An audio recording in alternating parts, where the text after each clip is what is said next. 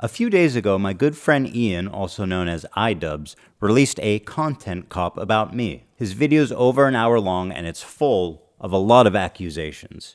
We watched the entire video, every frame of it, responded to every accusation on the podcast in a really long episode. We watched the whole thing, so if you're interested in a more thorough response to everything, I would recommend watching this episode.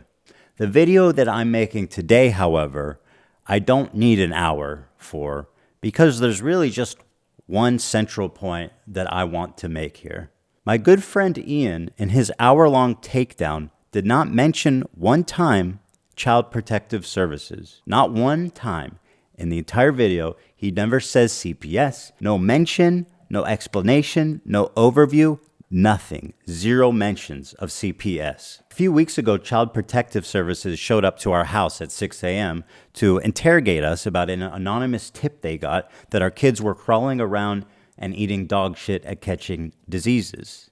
Ian spends the majority of his video characterizing me like a raving lunatic who's lashing out at everyone around me with zero provocation. Maybe if Ethan's able to get some help, maybe if he stops harassing other creators, maybe if he does these things, eventually he'll find peace and we can rekindle our friendship. And I feel like I am speaking up for a lot of people who have problems with you and a lot of people who have been on the receiving end of your harassment. What he doesn't say is the majority of these clips he's using are taken from this episode. Now, does he ever show the title of this episode? No, he does not ever show the title of this episode. Snark called Child Protective Services on us. Not only does he not show the title, he doesn't explain why I'm upset, who I'm mad at, why I'm mad at them. Zero context. I am just an anonymous, screaming lunatic. It's been pleasant hanging out with you. I've enjoyed your content over the years. And as of late, it's gotten really fucking shitty. Yeah, so go fuck yourself. I agree. Who else? Who else do we want to burn today? Who else do we want to burn today? You're making it so fucking obvious that this is your emotional dumping ground. It's horrible. This is not what podcasts are. There was a way to approach this to say yeah, we feel hurt by you guys not saying something. You've decided to do the extra thing and attack. In this episode, the same day that CPS came to my home, I was understandably irate.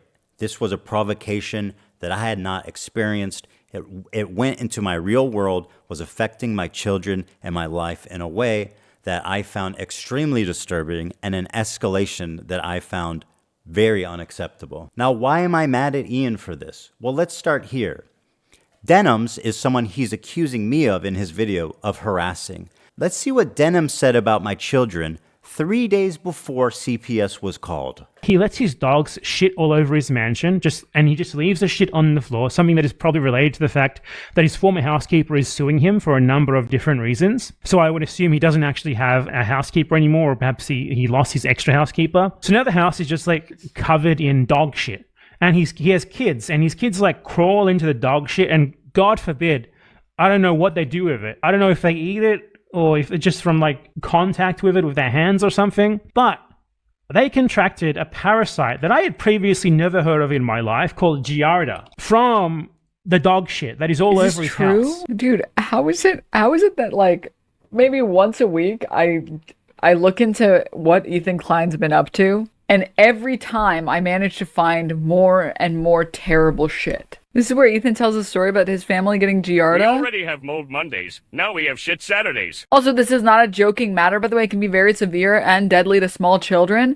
I mean, much like many other illnesses, it's very, very, very dangerous when infants get the same sicknesses that adults get. There are lots of things that you can get as an adult. You're totally fine. You'll be A-okay.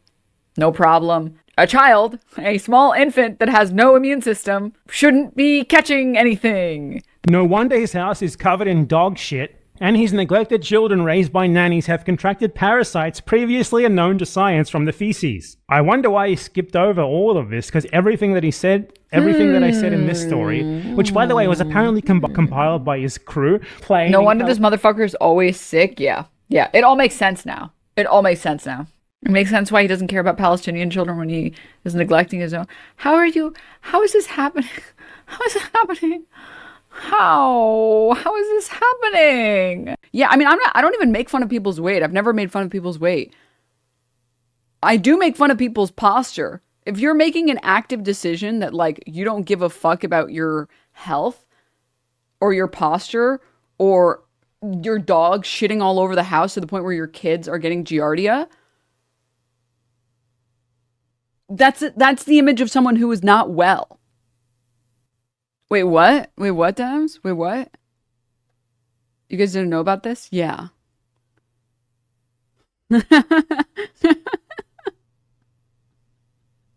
Meth Zempic diet. Oh, God. Even after CPS was called, Denims attempted to justify it by claiming that it's okay because children can't be traumatized. I don't want you to create any bad memory here for them. Like, they are 5 and 3. They don't understand this shit. So I told him, Create any bad memory for them. You're not forming memories at 3 years old, and it's very rare that you're forming memories at 5 years old. Nah, yes, you are. No, you're not. When we're talking about being able to remember, being able to recall memories, it's like 4 is the cutoff. But even if you are forming any memories at 4, you're not going to be able to remember them past like 15. You have maybe 1 or 2 memories. If you're wondering who the guy is she's watching, his name is Bad Empanada. And as far as harassment campaigns go, you'd think that Ian, as someone who cares so deeply about it, would be talking about him and not me. Here's a small taste. I'd like to pay tribute to Ethan Klein and the new Twitch TOS that declares Zionism. Zion is the slur. I'd like to pay tribute to him by playing the first in Al-Aqsa video game where you kill Zionist soldiers as a Palestinian resistance fighter. Anyways, are these Israelis? They're just standing there? I mean, is the Israeli army a bunch of Ethan Kleins? Like, they're all on a fucking Ozempic binge? They don't understand what's going on around them? They haven't noticed me? Where do they keep the secretaries? In here? I'm hunting for secretaries right now.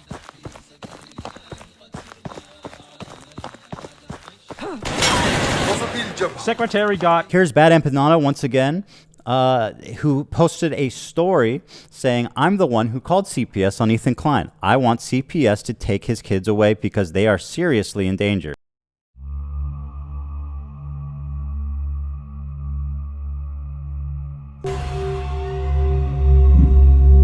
Today was pretty bad, wasn't it? Really sucked for you. You were so disappointed. The betrayal of one of your closest long-term friends, huh? Tick-tock, though, Ethan. Tick-tock, because this was just a taste. This was just a small part of what we have organized for you. It's only gonna get worse. It's only gonna get worse, Mr. Klein. Every day, sit there just waiting in misery, in fear of what we have in store for you. Tick-tock goes the clock. Maybe if he stops harassing other creators. He lets his dogs shit all over his mansion, and he just leaves the shit on the floor. Maybe if he does these things, eventually he'll find peace. The house is just like covered in dog shit.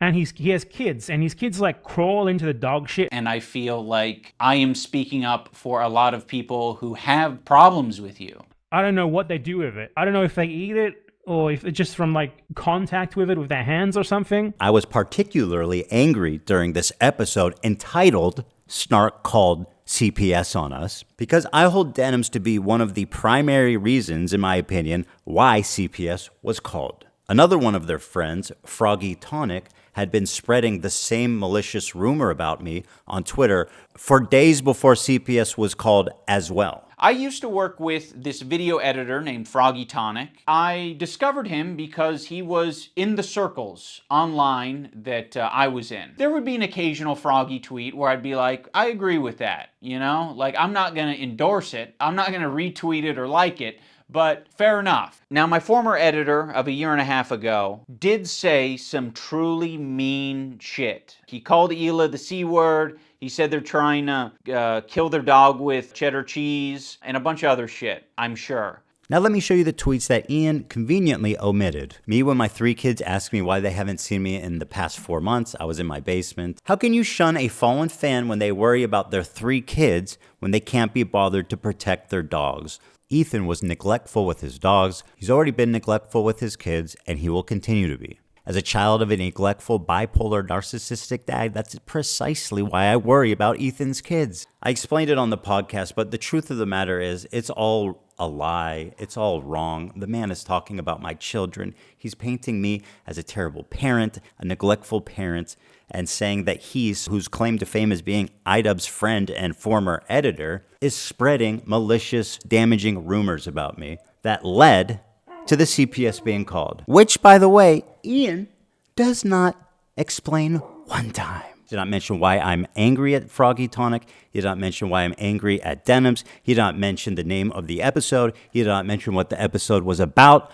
He actually has a perfect opportunity to explain the CPS call, but watch what he does here instead. Now, my former editor of a year and a half ago did say some truly mean shit. He called Hila the C word. He said they're trying to kill their dog with cheddar cheese and a bunch of other shit. What other shit, Ian? Other shit is doing a lot of heavy lifting, man. Now, why does this matter? Because Anissa was yucking it up with these guys during the period in which they were spreading this rumor and when the CPS call was made. The CPS call is central to understanding this story.